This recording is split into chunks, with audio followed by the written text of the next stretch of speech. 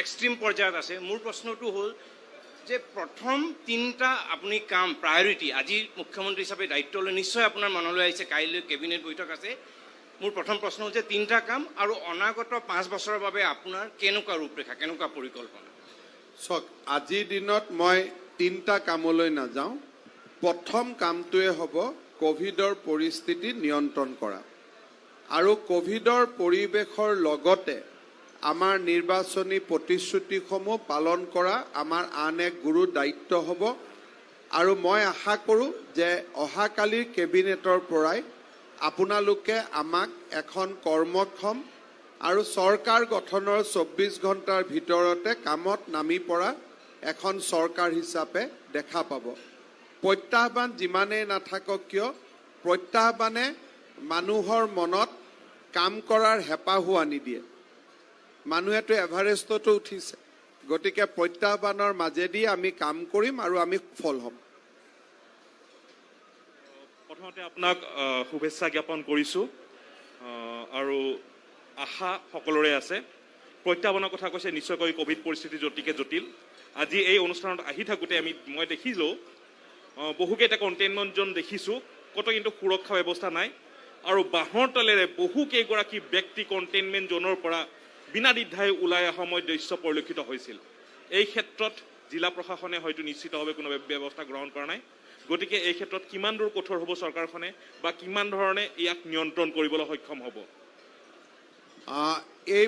মই এই প্ৰশ্নটোৰ উত্তৰ নিদিওঁ। অহা 3-4 দিন পিছত আপুনি মোক এই প্ৰশ্নটো আকৌ কৰিব। ছাৰ, প্ৰথমেই আপোনাৰ লগতে সমগ্ৰ মন্ত্ৰীসভালৈ শুভেচ্ছা জ্ঞাপন কৰিছোঁ। এতিয়া জটিল সময় ইতিমধ্যে আপুনি কৈছেই বা আমি সকলোৱে জানো, এই জটিল পৰিস্থিতিৰ পৰা সকলো সমাধান লাগিব বা সকলো আগুৱাই যাব লাগিব। কিন্তু কথাটো হ'ল বিভিন্ন ধৰণৰ প্ৰতিশ্ৰুতি আপোনালোকৰ চৰকাৰখনে দিছিল বা আপুনিও দিছিল, ইতিমধ্যে কৈছে সেইখিনি পূৰণ কৰিবৰ কাৰণে আপোনালোকে ব্যৱস্থা গ্ৰহণ কৰিব। কিন্তু তাৰ মাজতো দুটামান কথা আছে যে জনজাতিকৰণৰ পৰা আৰম্ভ কৰি NRCৰ প্ৰসংগ, এই গোটেই বিষয়সমূহ কিন্তু আপোনালোকলৈ ৰাইজে বাট চাই আছে, বিশেষকৈ NRCৰ ক্ষেত্ৰত। সেইটো সন্দৰ্ভত আৰু জনজাতিকৰণৰ সন্দৰ্ভত কেনেধৰণে গোটেই বিষয়খিনি ল'ব?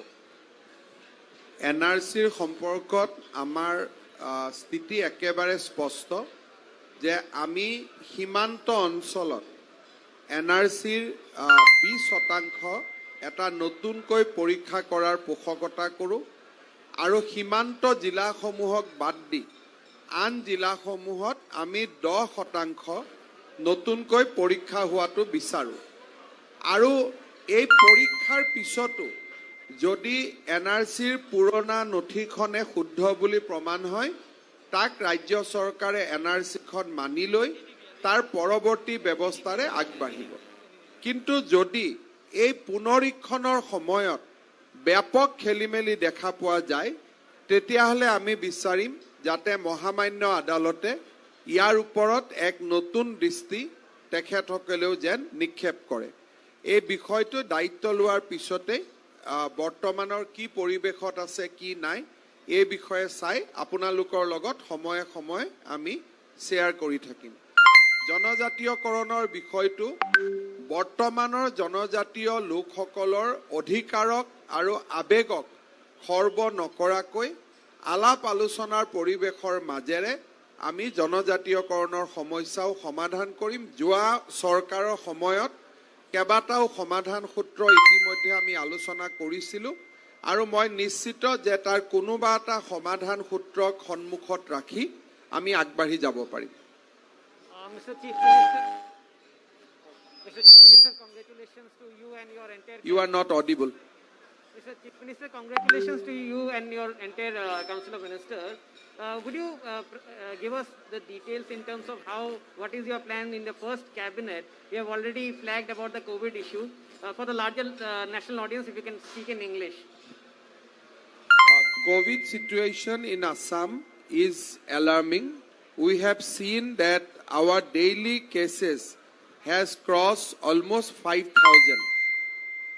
So obviously tomorrow when we meet for the first time in the cabinet, we will discuss COVID situation. We will discuss it in the situation in complete in from all perspective, and we will take all the measures whatever is required to contain COVID outbreak, because Assam, we know that until and unless Assam COVID situation is controlled, the situation in Northeast will never come under control. We have our responsibility towards our citizen, and we have also responsibility towards entire Northeast. So Assam government will do its best, and tomorrow after the cabinet, I will elaborate our line of action.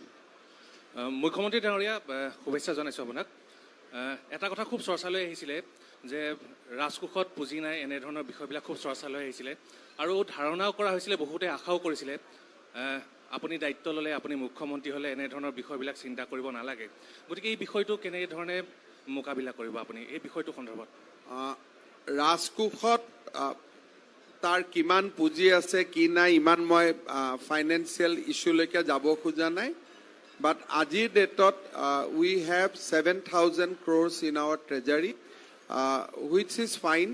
আৰু আমি ভাবো যে আমাৰ যিখিনি উন্নয়ন আৰু বিকাশৰ কাম সেইখিনি সমাধান কৰিবলৈ বা সেইখিনিত আগবাঢ়ি যাবলৈ আমি খুব সুন্দৰভাৱে কাম কৰিব পাৰিম আৰু মানুহে কোৱাৰ পৰিৱৰ্তে the financial situation in Assam মই মানুহ বুলি কওঁতে যিসকল মানুহে তাক বিশ্বাস কৰি গৈছে তেওঁলোকক মই ক'ব খোজো যে we have one of the best fiscal situation in their country.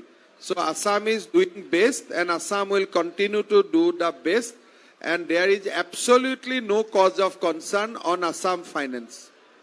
মুখ্যমন্ত্ৰী ডাঙৰীয়া আপোনাক শুভেচ্ছা জ্ঞাপন কৰিছোঁ প্ৰথমে আপোনাক সুধিব বিচাৰিছোঁ যিহেতু খিলঞ্জীয়াৰ ভিত্তিবৰ্ষৰ প্ৰসংগ এটা আছে যে 1951 চন 1971 চন সেই বিষয়টোৰ সংক্ৰান্তত আপোনালোকৰ কেবিনেটৰ বা আপোনালোকৰ চৰকাৰৰ কেনেধৰণে আগবাঢ়িব অসম চুক্তি আৰু খিলঞ্জীয়াৰ ভিত্তিবৰ্ষ এই বিষয়টিক লৈ চক প্ৰথম কোভিডৰ পৰিৱেশৰ পৰা নিৰাময় হওক কিছু কথা ৰাইজৰ লগত আলাপ আলোচনা কৰিব লাগিব আৰু আমি ৰাইজৰ লগত আলাপ আলোচনা কৰি অসমৰ যি অস্তিত্বৰ প্ৰশ্ন তাক আমি সমাধান কৰাৰ বাবে চেষ্টা কৰিম আৰু অবভিয়াছলি এই 5টা বছৰত অসমৰ যাতে সকলো অমীমাংসিত প্ৰশ্ন আমি মীমাংসাৰ ফালে লৈ যাব পাৰোঁ তাৰ বাবে আমি চেষ্টা কৰিম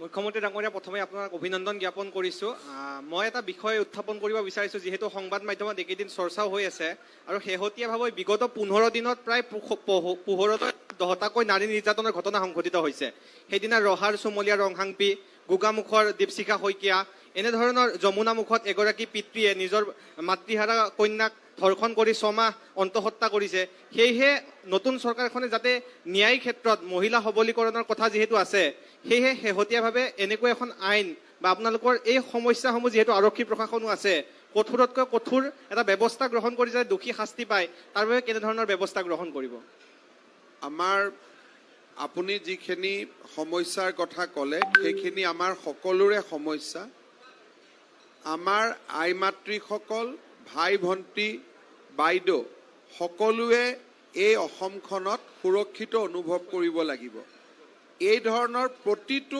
ঘটনাৰ লগত জড়িত অপৰাধীক শাস্তি প্ৰদান কৰা আমাৰ চৰকাৰৰ প্ৰাথমিক কৰ্তব্য হ'ব আৰু মই আপোনালোকক নিশ্চিতভাৱে মই প্ৰতিশ্ৰুতি দিম যে আপোনালোকে এই গোটেই কেইটা ঘটনাৰ তদন্ত আৰু দোষীক শাস্তি দিয়া আপোনালোকে দেখা পাব মুখ্যমন্ত্ৰী ডাঙৰীয়া আপুনি যেহেতু আৰম্ভণিতে কৈছে যে শান্তিৰ স্বাৰ্থত পৰেশ বৰুৱা ডাঙৰীয়া আলোচনাৰ মেজলৈ আহিব লাগে কিন্তু সেইটো বাস্তৱত আচলতে সেই কথা হ'বৰ কাৰণে যিটো আপোনালোকৰ চৰকাৰখনে পৰেশ বৰুৱাৰ সৈতে যিটো পোনপটীয়া যোগাযোগ বা তেওঁক মেজলৈ আনিবৰ কাৰণে যি ধৰণৰ পদক্ষেপ ল'ব লাগে কিবা চিন্তা আপুনি কৰিছে নেকি এই মুহূৰ্তত কাৰণ আপুনি আহ্বান জনাইছে কিন্তু সেইটো যাতে বাস্তৱত এটা এখন ৰূপ পায় সেইটো কাৰণে আপুনি কিবা চিন্তা কৰিছে নেকি চক মেজলৈ আমিও আনিব লাগিব তেওঁ আহিব লাগিব দায়িত্ব দুইটা পক্ষৰে আছে এনেকুৱা নহয় যে অকল আমি আনিব লাগিব তেওঁ আহিব নালাগিব তেওঁ আহিব লাগিব আমিও আনিব লাগিব গতিকে দুইটা পক্ষৰ মাজত কথা বতৰা হ'ব লাগিব আৰু ডেফিনেটলি যদি আমাৰ মন আছে তেখেতৰো যদি মন আছে তেতিয়া যোগাযোগ কৰাটো বহুত টান কাম নহয় মুখ্যমন্ত্ৰী ডাঙৰীয়া প্ৰথমতে শুভেচ্ছা জ্ঞাপন কৰিছোঁ আপোনাক আপুনি কৈছে আপোনাক সকলোৱে জানে যে এজন ভিজনাৰী লিডাৰ বুলি আপোনাক সকলোৱে মানি ল'ব এতিয়া বাধ্য হৈছে বা মানি আহিছে তো আপুনি কেনেধৰণৰ এটা ভিজন দেখিছে অনাগত 5টা বা 10টা বছৰত কাৰণ অসমখন এখন সমস্যাজৰ্জৰ ৰাজ্য বিভিন্ন সমস্যা আছে আপুনি গোটেইখিনি জানেই কেনেধৰণে আপুনি দেখিছে ইণ্ডাষ্ট্ৰিয়েলাইজেশ্যন কেনেকৈ হ'ব কৃষি ক্ষেত্ৰত আমি কেনেধৰণে বেছিকৈ আগবাঢ়ি যাব পাৰিম মানে আমাৰ জিডিপি গ্ৰথটো কেনেকৈ হ'ব 5খন ৰাজ্যৰ ভিতৰত যাবলৈ হ'লে কোনটো ৰোড মেপৰ দ্বাৰা আপুনি লৈ যাবলৈ বিচাৰিছে চাওক আমি যদি যোৱা 5টা বছৰৰ কাৰ্যকালক সূক্ষ্মভাৱে চাওঁ অসমে এতিয়া সেই যাত্ৰাৰ পথত ধাৱমান হৈছে জিডিপি গ্ৰথত চাওক এডুকেশ্যনত চাওক লিটাৰেচি ৰেটত চাওক এক্সেছ টু এডুকেশ্যন চাওক ৰোড নেটৱৰ্ক চাওক এতিয়া আমি তীব্ৰ গতিত লক্ষ্যৰ প্ৰতি ধাৱমান হৈছোঁ আৰু মই ভাবোঁ যে আমাৰ চৰকাৰৰ প্ৰথমখন বাজেটত আমি তেনেকুৱা দিশ আমি দেখা পাম আৰু 5টা বছৰত আমি বিগত 5টা বছৰত যি ফাউণ্ডেশ্যন নিৰ্মাণ কৰিছিলোঁ তাৰ পৰা আমি আগুৱাই গৈ আমি আমাৰ লক্ষ্যৰ ফালে ধাৱমান হ'ম মই তাক বিশ্বাস কৰোঁ ডিটেইল কি ৰাস্তা দি কি ধৰণে কৰিম এই গোটেইবিলাক আমি আমাৰ প্ৰথম বাজেটখনত আমি নিশ্চয় ৰাইজৰ সন্মুখত দাঙি ধৰিম মই প্ৰথমে আপোনাক ধন্যবাদ জনাইছোঁ যিহেতু আপুনি যেতিয়া স্বাস্থ্যমন্ত্ৰী হৈ আহিছিল সেই সময়ছোৱাত কিন্তু আপুনি যেনেদৰে কৰোণা ভাইৰাছৰ লগত আক্ৰান্ত হোৱা ৰোগীসকলক দিনে নিশাই একাকাৰ কৰি মাৰ বান্ধি থিয় হৈছিল আপোনালোকৰ চৰকাৰখনে যিগৰাকী স্বাস্থ্যমন্ত্ৰী হিচাপে নিৰ্বাচিত কৰিব তেওঁ সেই দায়িত্ব পালন কৰিব পাৰিবনে আমি অসমবাসীৰ হৈ মই এই প্ৰশ্নটো উত্থাপন কৰিছোঁ আপোনাক মুখ্যমন্ত্ৰীয়েও কৰিব স্বাস্থ্যমন্ত্ৰীয়েও কৰিব আৰু আমি 14জনে একেলগে কৰিম আমাৰ বিধায়কসকলেও কৰিব আৰু আপোনালোকে এখন ইংৰাজীত যাক কয় প্ৰ'এক্টিভ গভৰ্ণমেণ্ট আপোনালোকে এখন প্ৰ'এক্টিভ চৰকাৰক দেখা পাব ৰাতি 12টা বজাতো চৰকাৰখনক পাব ৰাতিপুৱা 5টা বজাতো পাব দুপৰীয়া 2টা বজাতো পাব So, firstly, congratulations to you. During the election campaign, the BJP has previously mentioned that about the love jihad and the land jihad, etc. issues. So, your government will bring appropriate laws to tackle these love jihad or the land jihad issues in the state? Every promises which we have made during the election is not for just to make promises. These are promises for implementation. These are promises which are solemn for us. So we will do everything possible to implement those promises into reality. Thank you. Hello, sir. So last question, sir. Yes. If you don't mind, sir. Congratulations to you, sir, on becoming Chief Minister. Sir, I have a question, sir. So what do we do in situations where, sir, even in Assam, if the COVID situation is controlled, but sir, in other states the COVID situation is, sir, is very grim, sir, or sir, very sir, rising, sir. So what do we do in these situations, sir?